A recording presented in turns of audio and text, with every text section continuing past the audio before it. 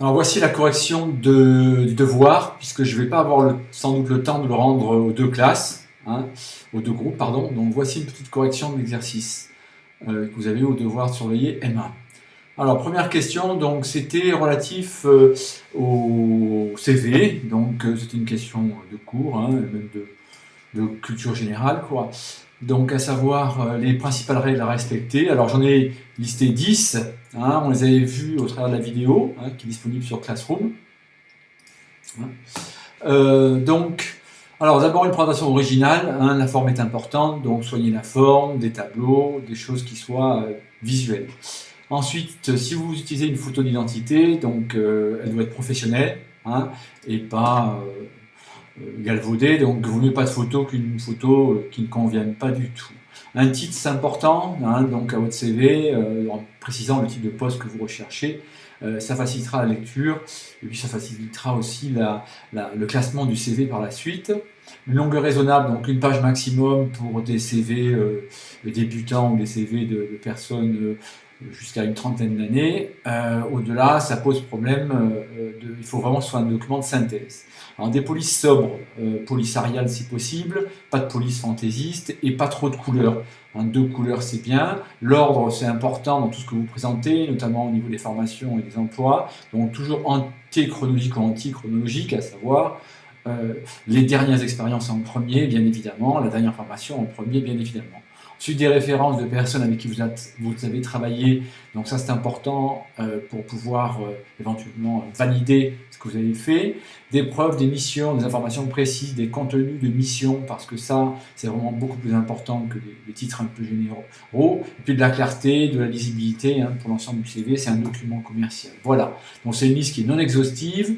J'attendais pas autant d'éléments dans la correction, mais au moins 5 ou 6 éléments précis, hein, extraits de cette ligne-là. Il y avait peut-être une 11e chose que on avait évoqué aussi, c'était aussi le fait que votre CV doit valoriser donc, les éléments qui sont relativement personnels à votre candidature. Voilà. Alors maintenant, deuxième question, donc dans cette première question, c'était les rubriques essentielles. Bien évidemment, l'état civil, profil, en général, hein, quelque chose d'un petit peu général sur vous, où vous habitez, l'identification, et puis éventuellement votre disponibilité, donc, et puis le profil du poste recherché en titre. Ensuite, l'expérience et les compétences acquises, donc les emplois, bien évidemment, saisonniers ou définitifs, avec les missions effectuées, les stages et je dirais les compétences acquises, et puis les qualifications. Enfin, donc formation diplôme, les formations suivies avec toujours l'antichronologique, le dernier en premier, les diplômes, les niveaux et enfin les divers, hein, tout ce que vous pouvez pouvoir préciser. Alors, troisième question maintenant, donc des petites questions de cours sur Excel. Hein. Donc la procédure à suivre dans l'utilisation d'Excel, ce n'était pas une question, hein, bien évidemment, mais les exercices, eux, étaient évalués. Donc exercice 1, donc on vous demande de vous préciser comment sélectionner plusieurs cellules contiguës.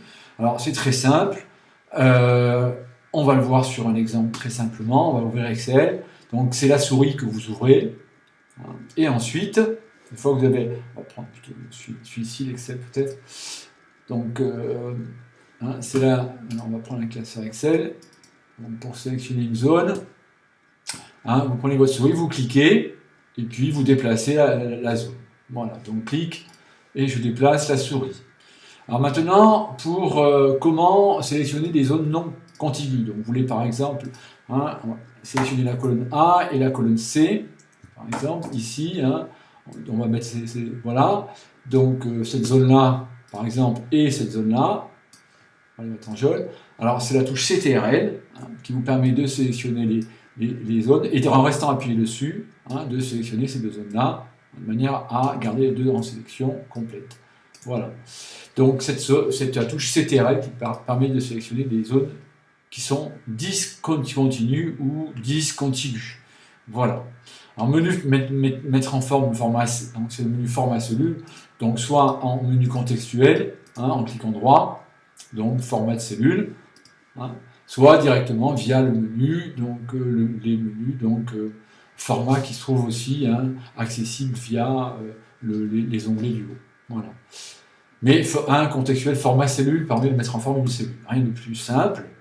Alors, quelle fonction permet de calculer la valeur maximum dans l'ensemble de cellules? C'est la fonction max, hein, et puis cellule 1 jusqu'à cellule x, hein, voilà, donc avec la fonction max, bien sûr. Quelle formule permet de calculer le résultat de la cellule D2 ici? Donc D2, hein, donc c'était C2 fois B2, donc B2 fois C2, hein, difficile. Alors ici, par contre, hein, quelle formule pour la cellule C5? Donc ici, pour la recopier aux cellules au-dessous. Donc ici, il s'agit de convertir une monnaie canadienne donc ici en livres. Hein. Donc la conversion, vous le voyez, le résultat vous est donné, donc c'était 1000 divisé par 2,36. Voilà. Donc ce qui était important ici, c'était de pouvoir figer la cellule C2, hein, donc de mettre ici, de bloquer surtout la ligne et pas tellement la colonne. Hein. Donc ça aurait pu être $C2, $C, pardon, $2 B5, mais ici, ce qui convenait le mieux, c'était la réponse B, à savoir C, la colonne est bloquée, mais par contre bloquée de la ligne, donc $2 divisé par B5. Voilà. Et en aucun cas, vous bloquez la cellule B5, bien sûr. F4 n'avait pas d'intérêt. Alors, F4 sauf a bloqué une cellule, mais en l'occurrence, ici, ce n'était pas la bonne réponse. Alors, ici, ce symbole représente la réponse C, donc somme automatique, hein, pour faire une somme de zones. Ensuite, pour avoir la formule la plus appropriée pour calculer 7% sur la cellule A2, donc 7% de la cellule A2, c'est bien sûr ici donc la cellule. Alors, je précise, donc hein, on est en B2, hein, donc nous on va faire donc A2 fois 7% ou A2 fois 0,07, hein, c'est la même chose ici. Voilà, vous auriez pu sélectionner l'un ou l'autre, les deux étaient bons. Quelle fonction vous permet d'afficher plusieurs possibilités selon la condition? C'est la formule si, bien évidemment. Et puis, pour que tout soit vrai, avant d'afficher le message vrai, il faut que ce soit la fonction et. Voilà pour cette petite correction d'exercice. Hein, donc, avant le test, regardez-la, écoutez-la, hein, et revoyez vos exercices, tout ce qu'on a fait depuis le début de l'année. Hein, ce sera des questions qui vont porter sur les exercices réalisés.